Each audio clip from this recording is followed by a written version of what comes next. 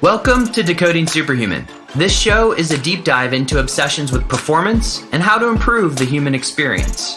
Twice a week, I explore the latest science, technology, and tactics with experts in various fields of human optimization. I'm your host, Boomer Anderson. Enjoy the journey.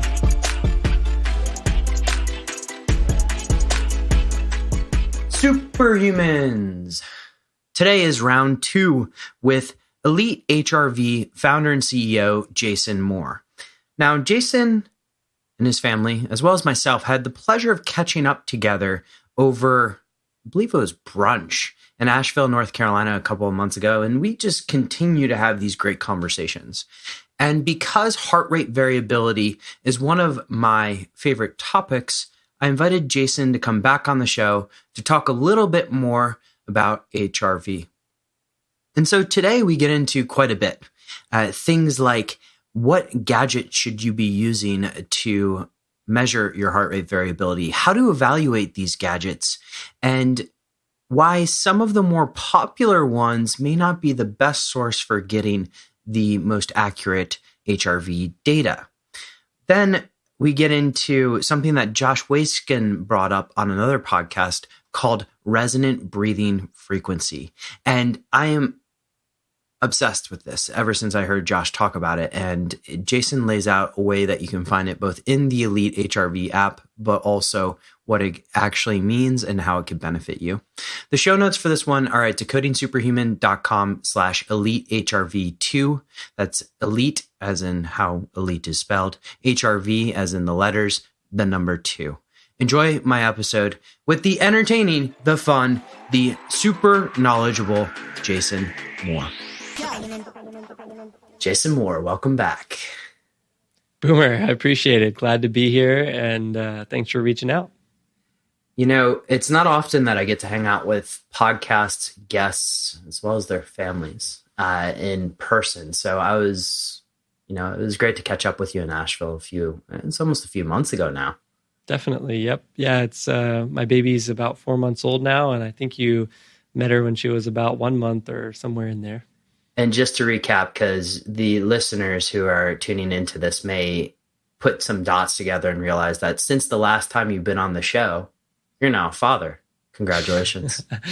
Thank you. Yeah, that's probably been one of the largest changes to my life in recent years, aside from Elite HRV, and one of the largest impacts acutely and also chronically on my HRV and my health and my outlook on the universe. Yeah, I was, fellow nerds unite. I was going to ask you that question and start to nerd out about what's the effects of having a child on your HRV. I mean, maybe give us sort of the first weekend view. Sure. So, we'll have to be careful saying what's cause and effect, right? Because you can't do it in isolation. That's right. And some people might choose to just ignore their baby and go about their life, at which point their HRV may not change. However, it was a huge change for me and for Alyssa. Alyssa's HRV changed drastically throughout the pregnancy, and then also definitely around the birth and after the birth. We both significantly experienced decreases in our HRV, and primarily probably also in relation to sleep disruption. And so that's a big one. But I will say that this is a really quick aside, I hope, is that, sometimes when you go on vacation, you become a little bit more resilient to choices that are a little more stressful for your body. So people like stay up later, they drink a little more alcohol, things like that while they're on vacation, and they still seem to feel good the next day and maybe don't experience as much decrease in their HRV or health. And there's some theories around why that is, including like improvements in social situations, more sunlight exposure, more exercise, just general enjoyment of life, less stress. And the reason why I'm giving this story is because even though my sleep was disrupted and my HRV was lower, I actually felt in those early weeks when I took a little bit of time off from work and just really focused on my family and on my baby that my energy and my positivity and everything were just phenomenal. And she could, babies do really irrational things all the time. Like sometimes you just don't understand why they're doing something, and they don't know either. And I just found like, oh, it's all okay. Like this has just felt so natural. She's crying right now. I definitely don't want her to cry. I'm trying to figure out why, but in the end, it's all going to be okay. And I don't know if that was just ignorance or naivety, but it all just felt great. And Madeline is such a happy baby. She's developing nicely. So all good things. Coming back to work has been a big challenge, but it's all good. Excellent. And there's some things I want to hear about the future of Elite HRV here in a little bit, but let's do a little bit of a recap for people, because we do talk about heart rate variability on the show quite often. I'm a huge fan, obviously. And I would love to just recap before we dive into some of today's topics, just, HRV as a proxy for the nervous system. How does that exactly work? And why should we view it as possibly the most important metric that there is? Yeah, definitely. So, you brought up the nervous system, and when people think heart rate variability, they really tune into that heart rate because that's familiar, right? Yeah. But your heart rate is influenced really heavily by everything that's going on around you: stress response, respiration, blood pressure, and especially through the nervous system. And so the nervous system is basically a central regulator and key player in your body's ability to tackle challenges. And you could think of that as a stress response. And there's positive and negative stressors out there. And then also in your recovery from that stress and in the preparation for future stress. And so exercise is the prototypical example. When you exercise, you elevate your heart rate, you kind of stress your body out a little bit. Usually it's a positive experience, hopefully. But then afterwards, you spend a lot of time recovering from that acute stress, rebuilding those muscles, reconnecting tissues, and then also reaffirming new movement patterns and things like that if you've been practicing. And basically what I'm getting at is that the nervous system helps you not only tackle that exercise stress, but also recover from, repair from, and prepare for the next round. And that's an important process that's not only applies to exercise, but also to cognitive stress, emotional stress, digestive stress, and a lot of the other things that we experience more or less in different capacities. And bringing that back around to HRV is the nervous system changes the patterns of your heartbeats between every single beat based on its detection and response to minute changes in stress or minute changes in recovery or digestion, energy levels, energy regulation, and a lot of different things. So HRV is a very non-invasive and easy way to understand exactly what's going on in the body as far as your stress response goes and your overall condition. Some people say it's actually clinically validated now as the most comprehensive biomarker for health that you can measure at home, non-invasively. And yeah, it's a powerful tool. So before we get into some of those tools and discerning what tools are right, what do you think, based on your experience in doing this with thousands of people, what are some of the things that people get wrong when they start measuring HRV? Like, how do they interpret the data wrong? What do you wish people knew about HRV when they're looking at their data? Yeah, that's a great question. And there's potentially a lot to unpack there, but I'll give a few bullet points and then you can let me know if you want to dig in. I will freely double click. Cool. So first thing to wrap your head around is that generally if you're measuring HRV when you're at rest and you're not under stress at the moment, you want more variability. So you want higher HRV, right? And so that's the first thing to kind of wrap your head around. You can think of that as like, okay, when you're stressed, you really need to deliver the right things to the right places at the right time within the body. Your heart rate elevates. It needs to be very consistent so that you can perform, right? And then when you're relaxed, you can kind of let your heart rate lower, let your blood pressure go down, your blood glucose go down, and things can become a little bit more variable and flexible. So that's the first thing to wrap your head around. But from there, people often make the mistake of saying that higher HRV is always better. And that's just not true. And so in general, you do want to increase your HRV over time, or at least not decrease it. And if, let's say, you're experiencing a lot of stress and your HRV is low, then having a rebound effect where it comes back up is generally a positive thing. However, an example of when you don't want it to just jump up is when you have like a strong immune system response, for example. And so if you have some type of pathogen or ailment in the body that isn't registering as a stress response, but you are getting a strong immune response, that can actually hike up HRV sort of artificially. And if all you care about is increasing HRV, you're like, oh, great. But really there's actually some elevated immune activity going on there that you don't want. And so it's important to look for deviations from your own personal baseline and not just get hung up on always increasing that HRV. So I do have a point to make here, because you see a lot of, I guess, prominent people on Instagram showing off their 100 HRVs. Mm-hmm. But what I'm hearing from you is that HRV is relative to that person. So rather than these people bragging per se, it's just better to look at it in relative to yourself. Do I have that right? That's correct. Yeah. And that's the second biggest mistake, is comparing yourself to others.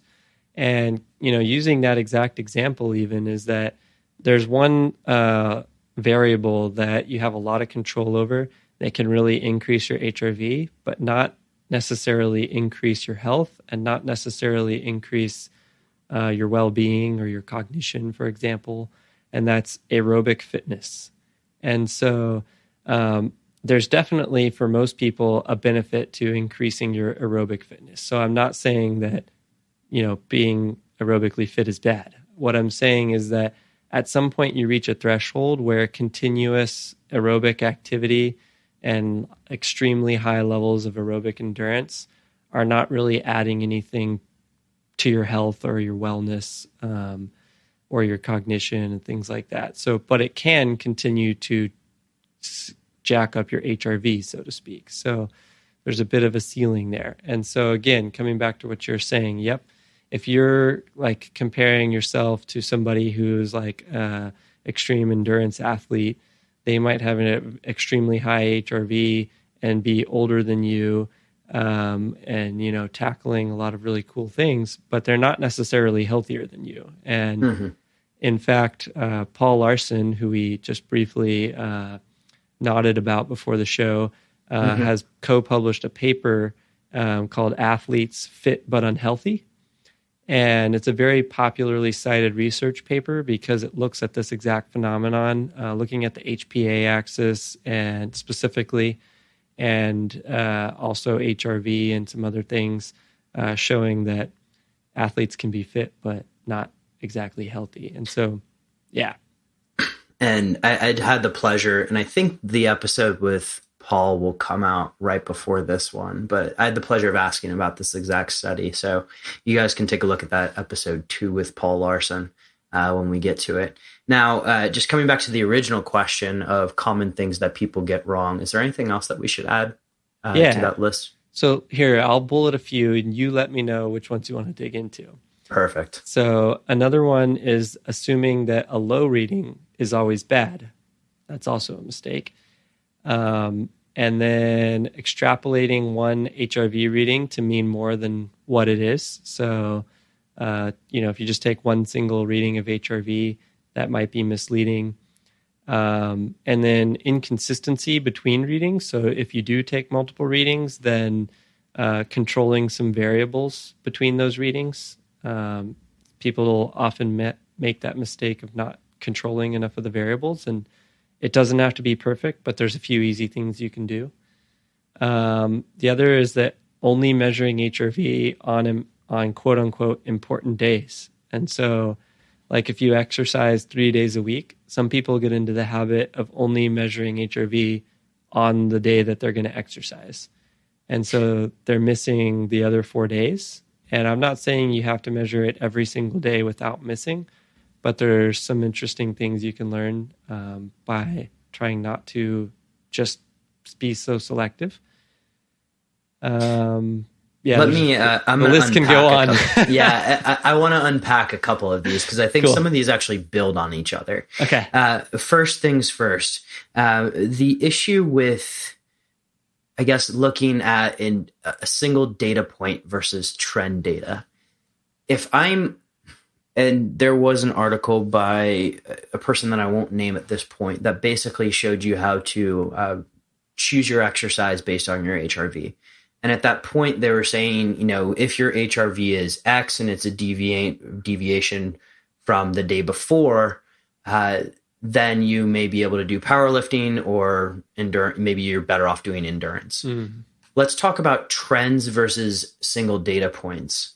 If I wake up one morning and my HRV is, let's say, 10% less than the day before, should I be altering my thinking? Or 10% less, not even than the day before, but 10% less than the trend? Walk me through how you would actually do it if I was to use HRV for workouts.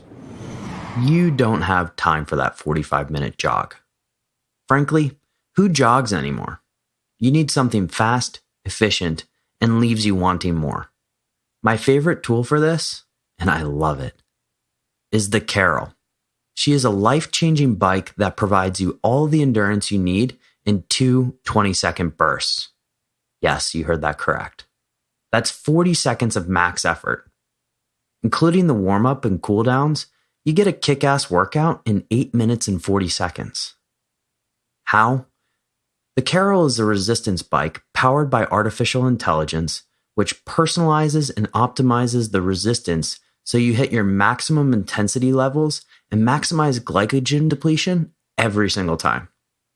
The proof is really in the pudding. Carol's effectiveness was independently verified by the American Council on Exercise. I gave the Carol bike a spin at Health Optimization Summit in London this year, and she kicked my ass so much that I had to get one. Check out Carol at carolfitai.com. That's CarolFitai.com. If you have limited time and want a kick-ass workout, which basically everyone that listens to this show does, use the code DECODING150 for a $150 discount. Head over to carolfitai.com to secure yours. Yeah. Let's say if you've only taken one HRV reading, then in my opinion, that's not enough information to change your workouts or change basically much about your life, unless it's extremely low.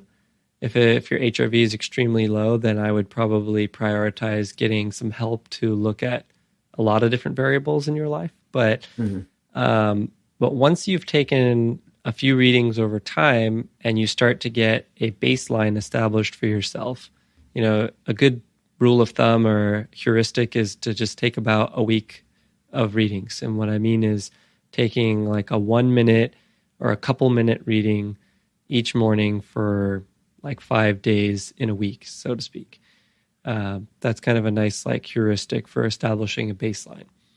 And then from there is if your HRV drops really heavily on a morning compared to that baseline, then you can kind of infer that, and there's some nuance to this, but you can kind of infer that your body's under a little bit more stress than usual. You have a little bit more sympathetic activation potentially going on, or potentially a little less parasympathetic activation. And those are two branches of the nervous system, which I think we talked about in the first episode. We did, yeah. And so what you can infer from that is, okay, if this is where it gets a little complicated or deep. If you're a new trainee, or if you're only training a couple days a week, you might choose to still train anyways, even if even if your HRV is a little lower on that day. But if you do that, you definitely need to actively try to recover from that training. And so what that HRV is kind of warning you is that if you just train and then go about your normal routine and continue like your basic levels of recovery or your basic sleep schedule, and you don't really prioritize recovery, is that in all likelihood, some of that training is going to be wasted effort. Mm-hmm. And the reason why is because when your body's already under a lot of stress, if you add more stress to it, it's now having to put even more resources towards just general recovery from all sources. And so exercise being one of those sources, other life stressors being other sources, digestion, inflammation, whatever chronic health condition you might have, all of these things are drawing from the same pool in different ways, but in general, you can kind of think of it that way. And it also depends on the type of exercise. So for some people, exercise is actually very restorative.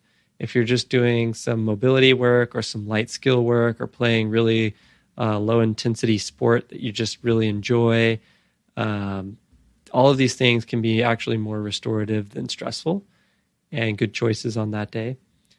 But if you're really serious about your training and you're doing some targeted training towards an event or towards some specific fitness goal, for example, and you train regularly and you consider yourself either an intermediate or advanced trainee, then I would consider on that day when your HRV is lower, and 10% is like another good heuristic. If your HRV is about 10% lower than your baseline or more, then I would consider either shifting the focus of your training to be something more restorative or less intense or lower volume potentially. Or again, you can choose to train through it and try to prioritize recovery tactics, do some biohacking afterwards, or just keep on your schedule, because if you're in a really advanced athlete, what you end up wanting to do is look at things on a little bit bigger picture than every single day. If you're training daily, it becomes a little bit cumbersome to like tweak your plan every single day. So what you do is then you look at kind of like a weekly view or a multi-day view and say, okay, I'm going to like train at this volume this week and measure my HRV throughout and see how my recovery patterns look and how my baseline has shifted. And then next week, maybe I'll lighten the volume a little bit across the entire week, because that way I can still get training in and still kind of grease the groove, but I don't, I can let my body prioritize recovery a little bit better. So I hope I didn't confuse everybody listening, because there's so many verticals and so many variables to consider.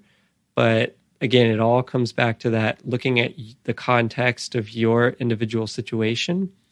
And, the best way to do that is to either work with a great coach or do a ton of research, or, and in our case, we're trying to automate and build a lot more of that intelligence right into our app.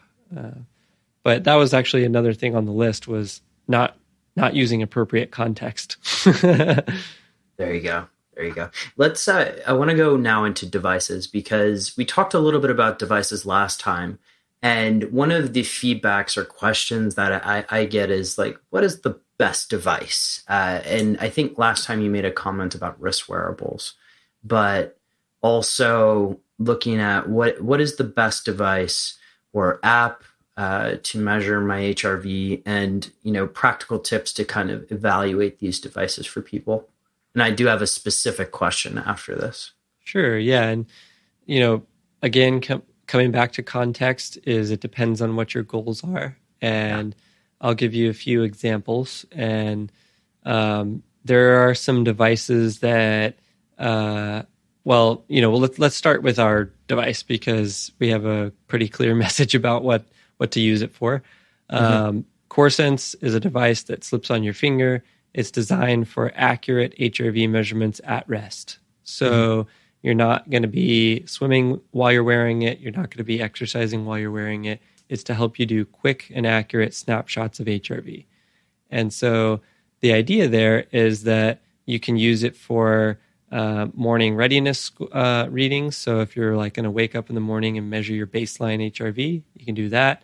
If you want to do little short biofeedback sessions where you just pop it on and do different breathing exercises, it's accurate and valid for that. But again, you're not going to wear it during exercise or during really long events. You probably wouldn't wear it during like an entire business meeting, for example, although some people do.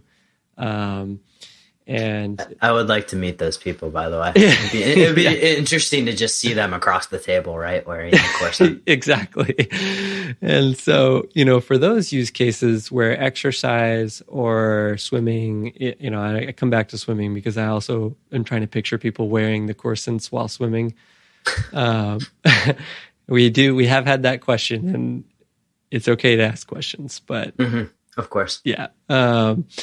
So a chest strap is really your best option to measure HRV in those scenarios, though. So anytime you're moving, anytime you're exercising, anytime you're in a business meeting or a presentation, I've actually worn chest straps during public speaking events and recorded my HRV because, public speaking, people say, is like the one thing people fear more than death.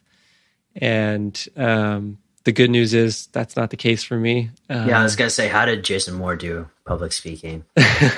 What was really cool is I can show demos during that time and show that I do, in fact, experience a stress response during public speaking.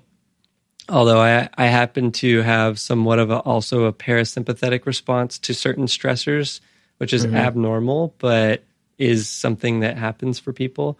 And so my HRV numbers stay pretty good during speaking, and my heart rate stays pretty low for that activity. But you can tell that the pattern is quite erratic. And then what I'll do is I'll start breathing in a certain pattern, which is kind of hard to speak while doing, but just really being intentional about the depth of my breath and accessing my diaphragm. And immediately people can see the increase in HRV or the change in the pattern of my HRV that becomes much more recognizable around that kind of resonant breathing frequency. And people's eyes usually get really wide when I do that. And it's a really cool way to demonstrate HRV and the power of the biofeedback aspect of it. But it's only one small fraction of how you can use HRV. So go ahead. I think you just seeded an idea for me because I'm speaking in a couple of places in the next couple of months. And that was a great sentence, by the way, a couple of places in a couple of months. And, a various variety of places. Exactly, various variety of places. I do have a device that may allow me to project that on screen and give, especially when I'm talking about the future of work, this could be a very interesting idea. But let's you mentioned a phrase, the buzz phrase that I want to get into, but before we do that, heart math. I've looked into it a little bit. I'm trying to back out the algorithm, etc. Just see the device because it is used so widely. What's your general opinion on the technology? Because we have had extremely effective results with it, but just because it's universally used, I would love to hear your opinions. Yeah, and I guess this kind of helps round out the discussion of devices as well, because we talked about the CoreSense and it being very accurate for snapshots. You can also see the raw data. Same with chest straps. You can also use chest straps for a snapshot, but it's not very convenient. And you can get the raw data from those. Then you have wrist wearables, and I'll end on heart math, but you have devices that are kind of meant to be worn on the hand or wrist all the time for convenience, and they're usually tracking other things besides heart rate and HRV. And those devices are essentially the best time for HRV for those devices is when you're asleep. And so when you're perfectly still, not moving, during that deep sleep phase especially, is when those devices may be able to capture HRV data. The problem is with that is that you can't really much control when that happens or what position your body's in and things like that. So there's some confounding factors there. Mm-hmm. But I'm not saying that invalidates them. I'm just saying those are things to consider when you see deviations in the data. And so then coming back around to HeartMath, which they have an ear clip and some other ways to access what they call HRV data. And this, as a quick aside, brings up a thing that I think we covered in the first round of this, which is that HRV is an umbrella term. And there's a lot of statistical values underneath that term, heart rate variability. And there's a lot of different ways that you can measure, calculate, estimate, and quantify HRV. And there's a lot of ways that algorithms and sensors can manipulate the data to different outcomes. And so when you're looking at a device like HeartMath and a platform like HeartMath, they were very early in bringing HRV to the consumer market, and a lot of their intention, and they can correct me if I'm misinterpreting this, but is around bringing awareness to your breathing patterns, bringing awareness to mindfulness and some of the emotional side of things. And at the time they started all this, the sensors were still developing as far as accuracy goes and the amount of data that you can get out of them. And I think that they found their niche, so to speak, in just helping bring awareness to that breath and to the mindfulness practices and things like that. And so I think that they haven't necessarily continued to evolve with the sensor technology as far as getting really accurate statistical data out of the sensor in different scenarios. Mm-hmm. And I guess I'll just leave it at that. But essentially, as far as use cases goes, they do a good job of helping people bring awareness to that breathing patterns and how those, they have a term coherence that they like to use, which happens to coincide very closely with the concept of resonant frequency breathing, which we can dig into more in a bit. But, it's kind of like a lot of gyms and boot camp classes are now incorporating animal movement patterns into their... Thank you, Daryl Edwards. Yeah. And so people like Daryl are really aware of what they're doing when they are guiding people through that. But a lot of like your kind of boot camp in a box people are just like, oh, I've heard animal movements are good, so I'm just going to like have people crawl around. And they don't necessarily know in a targeted way what they're doing, or they can't really quantify or put their finger on exactly why their clients are benefiting from doing that. But it doesn't mean that it's wrong. The problem is again, extrapolating that out to say like, okay, if I'm a boot camp in a box instructor, that hopefully I'm not offending anyone by saying that term, but it's okay. I think Greg Glassman did this like 20 years ago when he offended everybody at the Globo gym. So okay. somebody's already paved the way for you. Yeah. And again, I'm not demeaning this line of work or this form of exercise because it's helped a lot of people, but you don't want to take that concept of animal movement patterns and then say, okay, since it's helping a lot of people who normally just do bicep curls, it should probably also help people who have back injuries. And now we're going to just take everyone who has an injury and have them crawl around in the same way, right? You can't extrapolate it that way. And so I think coming back to the HeartMath question is, this is not an attack on HeartMath. This is, they're doing awesome stuff, mm-hmm. but I wouldn't take, the data that you get from that and extrapolate it to say that a change in your HeartMath session is going to inform how you train in your exercise, aside from the fact that it can also bring awareness to your breathing and stuff during that. Yeah. And look, I've done more than my own fair share of self-quantification. You can just take a look at my hands right now, right? But I do use heart math for breathing, and I find it extremely effective in that arena. Yep. But to your point, to kind of passport it over and say, okay, what type of workout should I do today? It's not the data point that I go to right away. But there's been a buzzword that you've kind of cleverly layered into conversation throughout, the past 30 minutes together. And that's this concept of resonance frequency. And I know you and I exchanged emails because Josh Waitskin, chess wonder kid, mentioned this on Tim Ferriss, and I got all giggly because this is an idea that I want to play with. Can we talk about resonance frequency and why this is so cool? Yeah. So resonance frequency, in general, there's just so much interest now in breathing and mindfulness and meditation, and you're seeing a collision of some sort of ancient wisdom, so to speak, and modern biohacking that's happening around this space.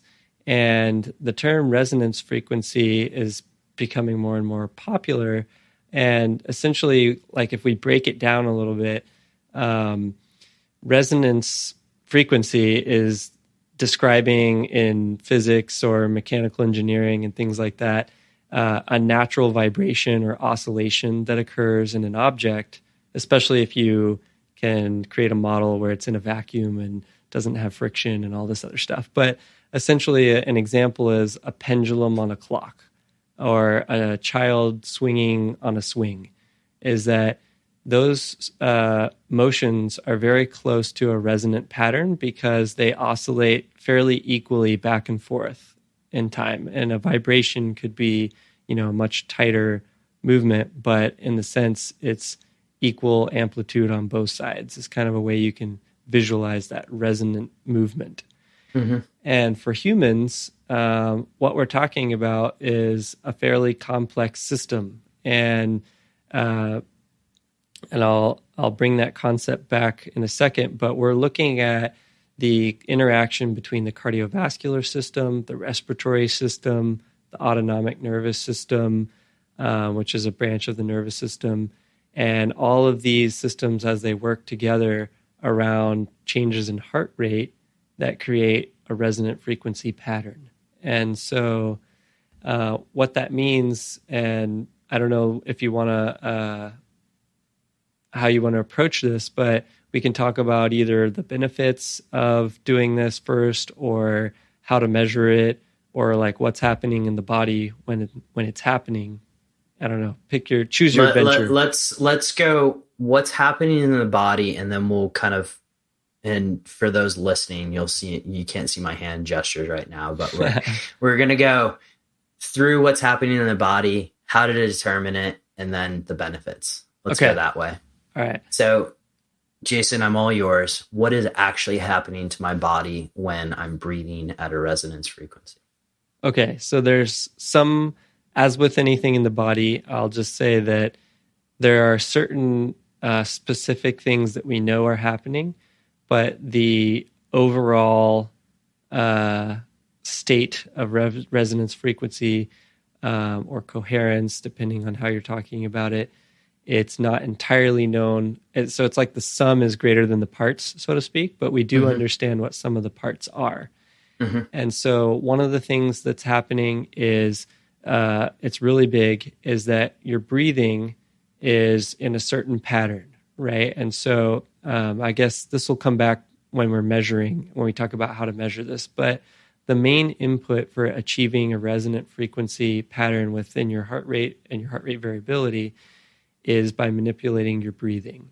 And so when you breathe in a certain pattern, you may not be surprised to hear that typically it has the same inhale and exhale rate that helps you achieve this resonant frequency. And we'll talk about the exact rates in a second. But that actually has a profound impact when it synchronizes with your baroreflex in the body. And the quick science on the baroreflex is that there are receptors in your blood vessels that measure blood pressure.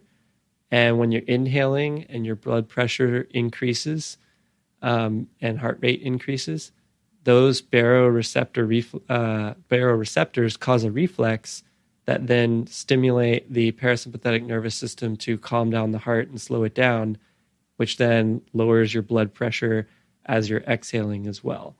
And so, again, all of these systems operate independently, but also in synchrony, and it's pretty complex. But when you breathe at a resonant frequency pattern, you start to create synchrony between your changes in blood pressure and your breath. And what you're doing is you're optimizing the efficiency of oxygenation of the blood. When your blood reaches your lungs and is oxygenated through the alveoli, you're experiencing like a peak oxygenation and saturation at that point. So it's creating a ton of efficiency there. And just generally, you see a lot of system-wide efficiencies and metabolic energy savings that happen. And then at the same time, the nervous system is experiencing a very unique state of activation where both branches of the autonomic nervous system are in full play, so to speak. And so you're releasing the brakes on either side of your nervous system and able to access both recovery features of the nervous system and calming features, as well as those performance features. So later we'll talk about how that ends up benefiting you. But the way that we measure all of this, lo and behold, is through heart rate variability. And so I talked about breath being the main variable input. When you're first learning how to do this, essentially what you want to do is kind of remove a lot of distractions, try to be in a calm place, and just measure or just breathe in a certain pattern that usually is about 6 breaths per minute. And that's with a fairly equal inhale to exhale ratio. So 6 breaths per minute, that's 15 seconds. So kind of 6 breaths per minute. Sorry, I'm doing this off the top of my head. So 5 in, 5 out, not sort of the 4-6 ratio that like a guy like Patrick McCowan may recommend. And there's nothing necessarily wrong about a 4-6 ratio or any other breath ratio. It's just this is kind of what the research shows tends to produce a resonant frequency in people. Okay. And so this comes also, there's like a resonant frequency is not a silver bullet for every goal. And I think that's a mistake that some people, when I talk about the benefits of it, a lot of people will then say, oh, this is like the best thing for everything. I should breathe in resonant frequency 24/7. And that's just not true. To all those listening, they're probably like, damn it. Damn it. Well, the good news is especially, I'll do a shameless plug what we found is that in our app, we can talk more about this later. We allowed people to adjust breathing patterns on their own and try to figure out different optimizations for different events. And what we found after collecting millions of data points and working with thousands of people is that there are a few key patterns that people can apply in almost any situation and experience benefit. And we're going to build those patterns directly into the app so that people can kind of just select what it is they're trying to do, and it'll help them train that automatically. And Jason, you're spoiling my future of Elite HRV question. But, sorry, I can't help myself. No, I mean, you're just too excited, and I'm excited about that too. Exactly. So we could talk more about that later, but let's come back to that. I want to table that for now. We were at 5 seconds in, 5 seconds out. I interrupted you. And sort of just walk me through how I determine this? Because if I'm laying there, let's say right after I wake up, is it 5 seconds in, 5 seconds out, got my chest strap on, my app open? What does that look like? Yep. And how do I know when I have it? Yeah, great question. So essentially what you're wanting to do with HRV is maximize the HRV in the moment. And so what that means is that there are certain bands, there are certain again, statistical values that fall under that term HRV. One of the ones that we're really looking at in this case is the high frequency and low frequency oscillations of HRV in the moment. And so high frequency and low frequency, you don't need to get hung up on those terms necessarily, but we're basically measuring frequency vibrations, so to speak, as an illustrative way of saying it, in your HRV that occur on a sub 2-minute basis. And so the faster these vibrations occur, the higher the frequency, the slower they occur, the lower the frequency. And people measure as big as 24-hour oscillations in HRV, and that's called ultra low frequency. But we won't get into that right now. So essentially what we're looking at is peak output around the 0.1 hertz band of HRV. And right now in our app, you can visualize the overall HRV in the reading, and you can see afterwards what frequency you've achieved and what power and amplitude in that frequency. So basically what's going on here is you're breathing 5 seconds in, 5 seconds out. That's around 6 breaths per minute. There are some nuance to that. So again, I've been talking to Dr. Leah Lagos, who really does a lot of work in this space and is connected with Josh, who you mentioned earlier. But she and I have been talking about creating some better specificity around some of these recommendations. But in general, she recommends that there may be up to 1/10 of a second or 1/10 of a breath difference that needs to be manipulated for you to find your individual resonant frequency. And so in the research, sorry if I'm muddying the waters here, but no, I'm fascinated by this. Keep going. The research shows that essentially changes or differences in blood volume, for example, like larger people versus smaller people, or people who are more hydrated versus people who are dehydrated, and then stroke volume on the heart and blood pressure and other variables cause very small deviations from that 6 breaths per minute in different individuals that actually helps them achieve a resonant frequency. So it may be that for you, it's a little faster than 6 breaths per minute or a little bit slower. But 6 is a great place to start and something that's a little bit easier to count. And then in our app, you can adjust it a little bit more minutely if you want. And so in the app, the marker that I'm looking towards again is the Hertz marker, or what am I looking at on the screen in order to say like, hey, that's it right there?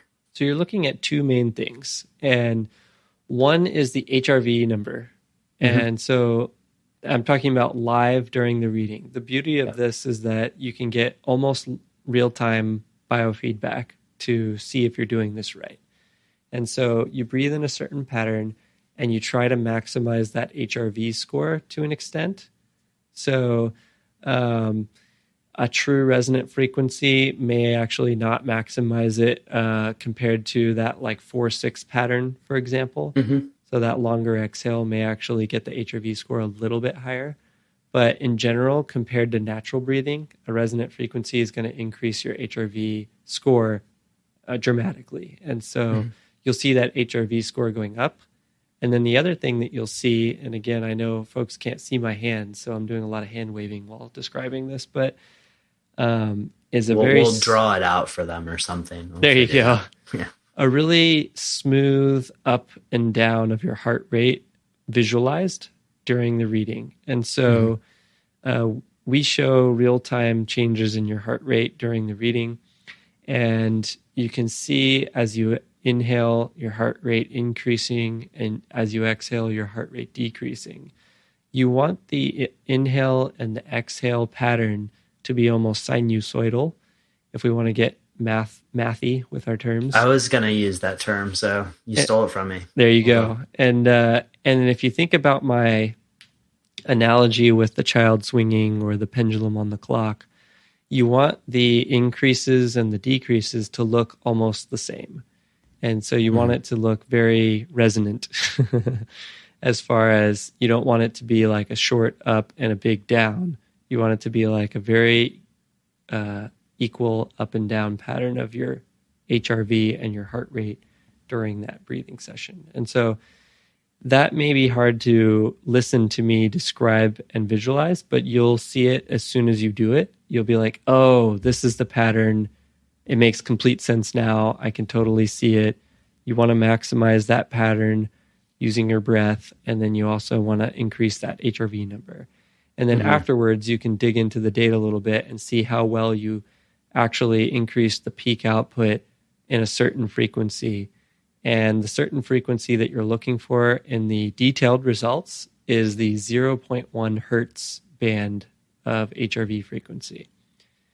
And so this is where you start to get a little bit into the weeds. And I actually, in practice, kind of steer people away from this at first, because it's just, there's a lot of variables. It's easy to get hung up on different specifics around this. But around the 0.1 hertz of HRV, you're sort of hot wiring your cardiovascular, respiratory, and nervous systems, and you're using your respiratory sinus arrhythmia and the baroreflex to do that. And again, that may sound like completely a foreign language to a lot of people, and that's okay. It's, again, in the moment, just focusing on breathing, making that HRV score go up, and making that nice, smooth up and down pattern appear in your heart rate. And you'll kind of, again, coming back to my public speaking example, people's eyeballs kind of bulge a little bit sometimes when they realize how much of an impact their breathing has on their heart rate. And you can dramatically change your heart rate by changing your breathing. And, you know, people use this concept even to try to beat lie detector tests, for example.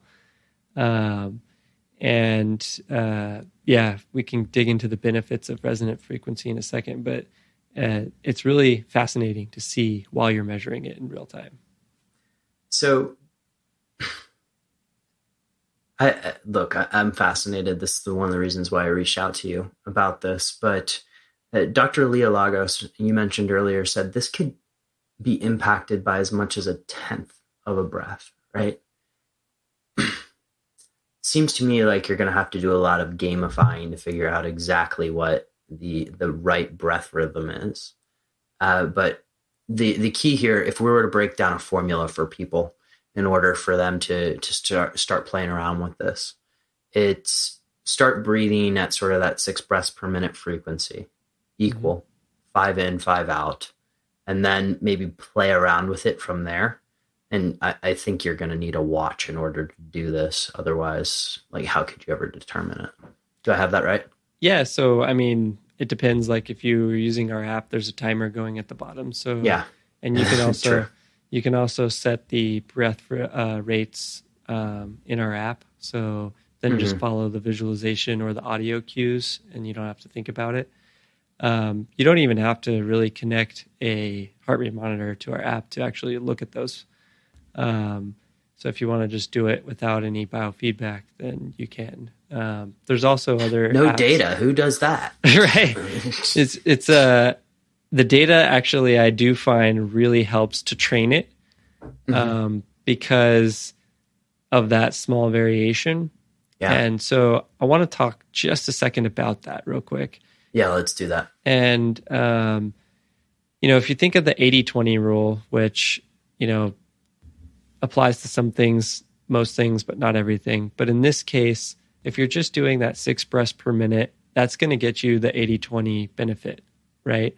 And similar to, again, bringing up those animal movement patterns, if you're a generally healthy person that can safely do animal movement patterns, doing those and playing and doing natural movement is going to get you like 80-20 results. That's like the 20% that gets you 80% of the results.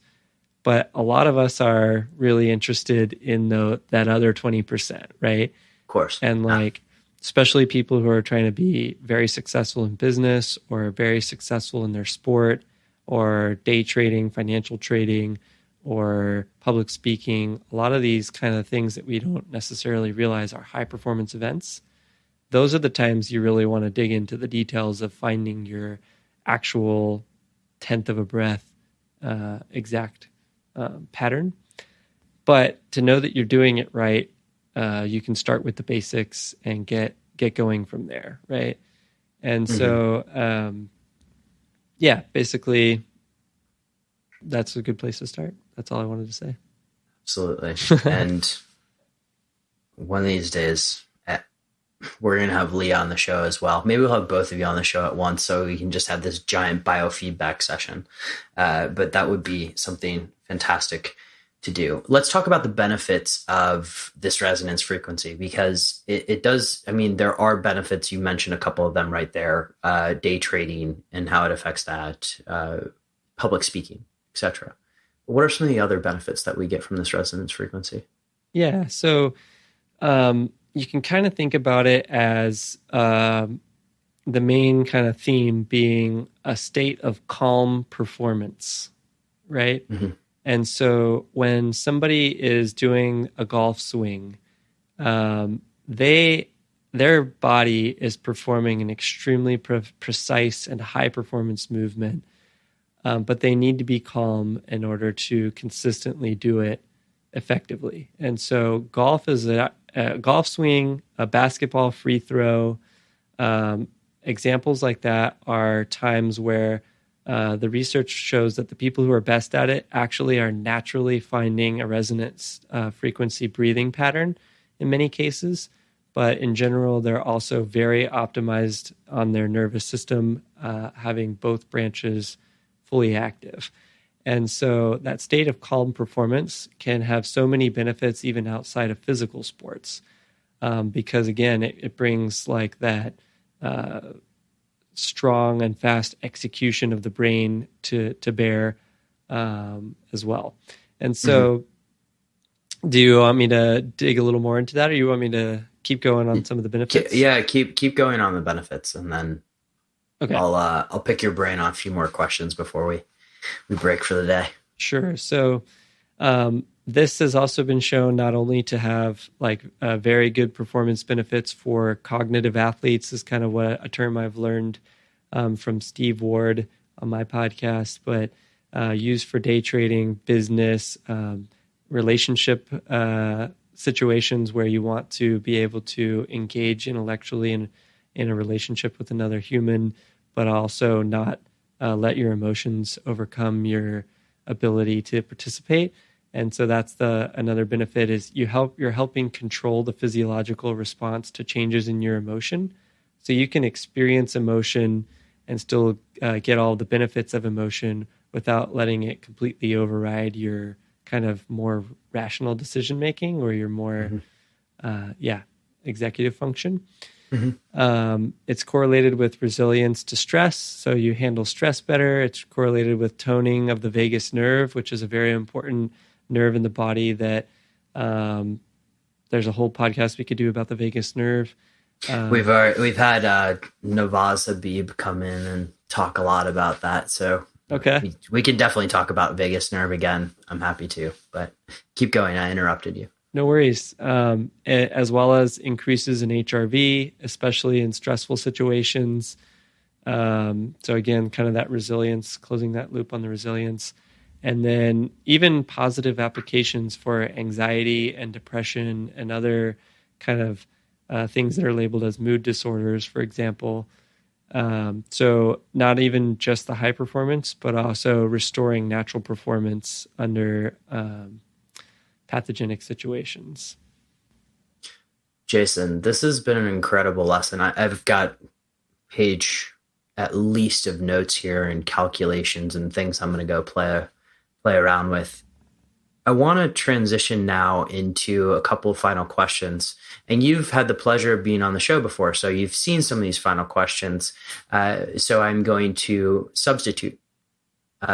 So I'll have a substitute question for you. And that first substitute question, if you will, is just because you are who you are, what are 3 things that people could do today to increase their HRV if the goal was resilience? If the goal is resilience, I would say train your ability to activate that resonant frequency. And so the key word there is train it. It's not to just do it once, right? And so this is a nice segue. If I can do, I'm big on side rabbit holes here. So am I. So let's we have a wormhole right here. Let's dive in. The last point about measuring HRV with regard to resonant frequency is that if you only measure in the moment of that biofeedback session, you're actually missing some of the picture. And measuring your HRV over time with that baseline and measuring the improvements of it over time with relation to the full context of your life is actually how you know if that practice is causing a lasting, meaningful effect on your health and on your baseline function. Mm-hmm. And so again, if you, Steve Ward is a guy you can look up. He's based out of London. He works with day traders, but he's a really fascinating guy. And I can't remember if we said it in the podcast episode or not, but he said there's a difference between ability and capacity, I think were the two ways that he put it. But essentially is your ability is like if you're operating at 100% capacity, right? The problem is most people are operating at 50% capacity or worse, right? They don't even know what 100% feels like. Right, they don't. And so people are obsessed with increasing ability while they're only running at 50% capacity. Mm-hmm. And so imagine if you could double your output or double your ability or your perceived ability by just increasing your capacity. And so that's why I'm bringing it back around. Training your HRV in the moment is great for resetting the nervous system and performing in that moment. But if you want to increase your overall baseline capacity, raise your overall performance level, then measuring HRV over time is really where you can learn to do that better. And so hopefully that's a good bullet point one for your answer. And then the other two things to increase HRV are around sleep. And the biggest two there are managing your exposure to temperature and light. Mm-hmm. And so increasing core temperature during the day, decreasing core temperature at night, fluctuating core temperature and having your nervous system respond to that. And then getting more sunlight during the day and less bright light at night. Two big inputs. I find if a lot of people do that, they experience dramatic increases in HRV independent of other variables. So that's a great one. And then the third one is aerobic fitness. So if you're an ultra endurance athlete, sorry, you've probably already done this one, but for the rest of us, generally most people can benefit from improving their aerobic fitness levels.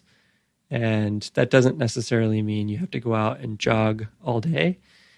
It just means move more for most people. Mm-hmm. Mm-hmm. Well said. Well said. Going back to the rapid fire questions now. Mm-hmm. And these are the new ones that you haven't heard yet. Favorite piece of technology that you've purchased in the past year? It can be a stroller if you really want to say that. Oh, baby things. Oh man, this opens whole new doors.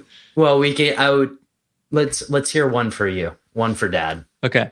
So I'll answer this in a weird way in the sense that I've already purchased this, but I actually have never used it. So people can take what they will from this. And that is a chili pad by a company that makes these little pads that go on top of your bed that actually regulate the temperature of your bed and your sleep conditions. And what I found is that with a baby, I'm much more sensitive to waking up. And in our house, we just cannot figure out how to regulate the temperature well in our house. And at 2 a.m. almost every day, I wake up warm, no matter what the temperature in our house is set at. And I just want to say I'm grateful to the fact that I can set temperatures in my house. So for people who can't do that, yeah, I've lived in plenty of places where I didn't have that. Yeah, the people that live in Europe right now are probably like Jason. Yes, that's the majority of us. Yeah, and so again, all situations are relative, but Mm-hmm. I wake up warm, and that has been a big annoyance to me, especially as I'm starting to get my sleep back under control after our baby is sleeping more and more. Mm-hmm. So I'm pretty excited about the chili pad and trying it out. I've heard amazing things about people improving HRV with it, and I will report back later on the results. Awesome. I have one sitting in the closet, so I cheated already. Great device. How do you unwind? Unwind for me is going outside. So exercise is a kind of key component of that. Just going outside, hiking, camping, climbing, rock climbing is a great one. Yeah. What's the best thing you have done to enhance your productivity? Ooh, lots of things. The first one was changing my diet back 10 years ago almost. That sounds like a weird thing to say, but I feel like when in my early 20s, I started eliminating a lot of inflammatory foods from my diet. It was as if talking about ability versus capacity, it's as if I was running at like 5% capacity cognitively before that. And whenever I eliminated some of those inflammatory foods and cleaned up my diet, it was like I woke up for the first time, actually. And I didn't even realize how much brain fog I had until I addressed that. And I literally attribute the success of Elite HRV and myself in various domains, from business to exercise and relationships, very strongly to that one change. And then from there, that was kind of like my 80-20. From there, I've done a lot more to get that other 20%. But that was the biggest one. In recent years, having no electronics in my bedroom has been a helpful one. I say that, but chili pad is an electronic, and I do use some sleep trackers and things. But what I mean is ones that you interact with, and also ones that are distracting in other ways. So I've eliminated those things. That's allowed me to separate my time in the bedroom for other activities like sleeping from time when I'm supposed to be concentrating. And then I find that my productivity is higher that way.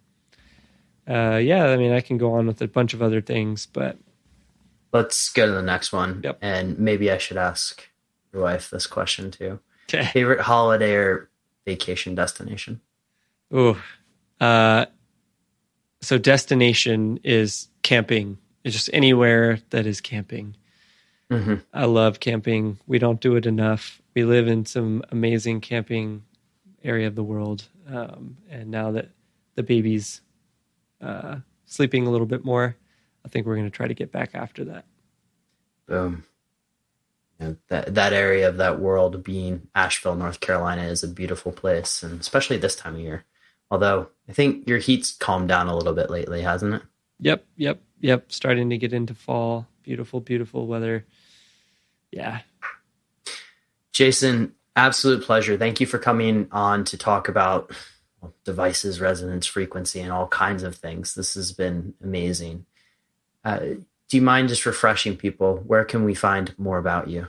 Sure. Yeah. EliteHRV.com. So that's the best place to find more about my work. We pretty much pour everything we know into that business. And, personally, I'm not very active on social media. You can go find me out there. You Google like Jason Moore HRV. You'll find me on YouTube. You'll find me on Facebook, Twitter, whatever. I don't spend a lot of time on those channels, but I'm there. It's a good productivity strategy. Yes. Yeah. I like focusing on my core tribe as far as relationships goes. But I have a presence out there. But Elite HRV is really the best way to learn more about my work. Excellent. We'll link to all of it in the show notes, guys.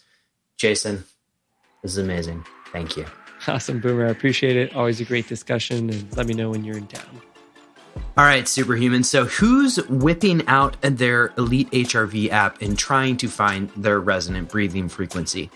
If you go over the show notes on this one, decodingsuperhuman.com/Elite HRV2, leave me a comment when you find it. I would love to hear more about how you found the exercise that Jason laid out in the episode and how you were able to find your resonant breathing frequency.